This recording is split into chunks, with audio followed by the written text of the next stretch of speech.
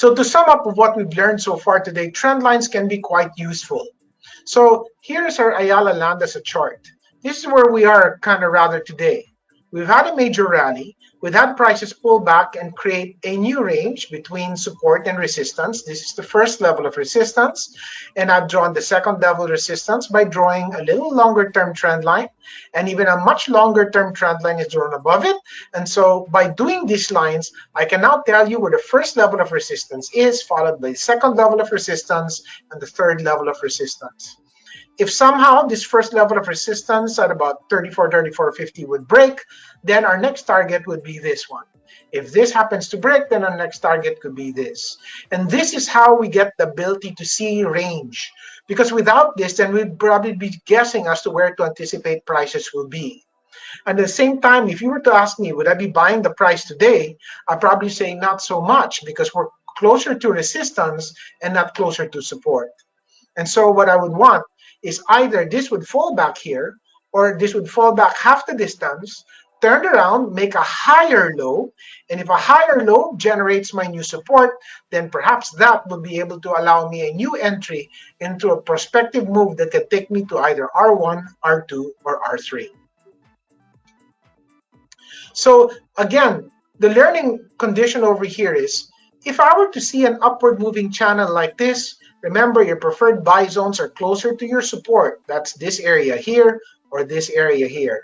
Please refrain from buying at this stage or this stage here, because you're just around the corner to resistance and you could go through a major selling affair if you were to do that. All right, let's have a look at PLDT. Now this has been one of the stronger stocks into our market, but recently this is what just happened. So after punching out through a major downtrend channel here, and you see prices go up, it parked itself into an area pattern right here, right, where it created what was used to be resistance, and it broke above that resistance. But this time, you can see that an uptrend line has been recently broken. So that means that this probably needs to correct a little bit more. And because of that, I will now be watchful of where the next levels of support will be. Earlier, I talked about the reversal of roles. This used to be a resistance area. Now, after breaking it, this will now be acting as a support area. So if you're looking for a potential buy area, we'll wait for prices to either bounce from here or bounce from here before we look to be able to buy back any situation we have in PLDT. Again, what did I do?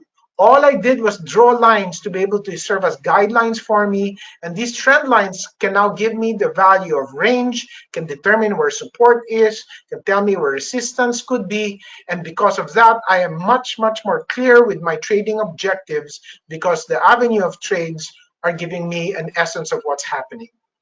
Now, whenever you have a very sharp up move like this is how you know you're chasing the price. You're not coming off a rebound of support. You're coming after a very sharp advance. And so when you see too much of this advance, you want to be a little bit careful about these particular types of conditions. We will cover what an overbought market will look like into our next session, so you can be more clear with that. But the idea here is to wait for prices to give a better setup closer to support. Also remember, a rebound of support is what makes the best entry and not a runaway condition like this. So try to wait, be patient. I know your hands might be itchy to buy the strongest stock in the board, but you have to wait. If you did not get the right time to pick it up, either from here and here, then you wait for the next best entry.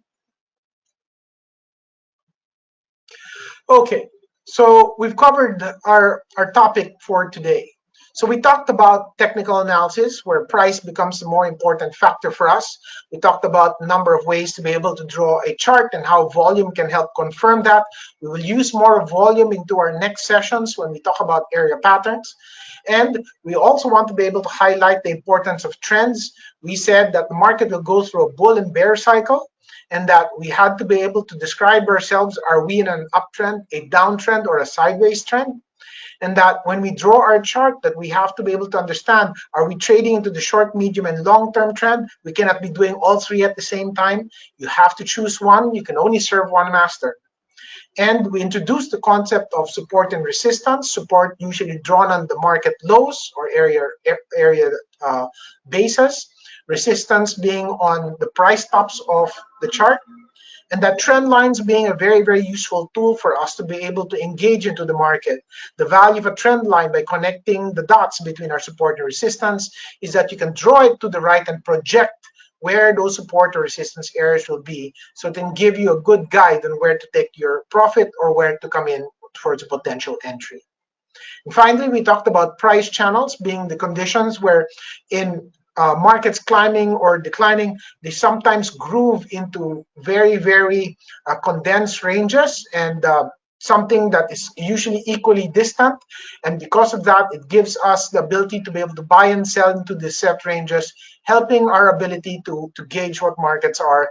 And if they punch out or punch below these particular price channels, the tendency for them is to accelerate their trend and allow us to be able to move forward with greater force. So we've completed the first chapter into what technical analysis is all about. We will cover the rest into our next sessions. So in our next session, we will talk about corrections and the area patterns. We will discuss why the market needs to correct. We'll talk about what type of corrections do these things take shape in, and how do we come around to be able to take advantage of the corrective element of that market. In the week after, we will talk about technical indicators, and we'll discuss issues like your MACD moving averages and your RSI. And then in part 4, we will talk about our trading plan, building the trading plan, and see how putting it all together will be the most valuable thing after we put in all the principles that we've learned into the exercises into this next 4-part tutorial. All right, so I hope that I've managed to be able to clarify the conditions of trends for you. And if some of you were to have any questions, please go ahead and ask away regarding that. And if some of you would like to be able to send me emails about very specific things, I have my email address down here in the bottom that you can come around to be able to address it to.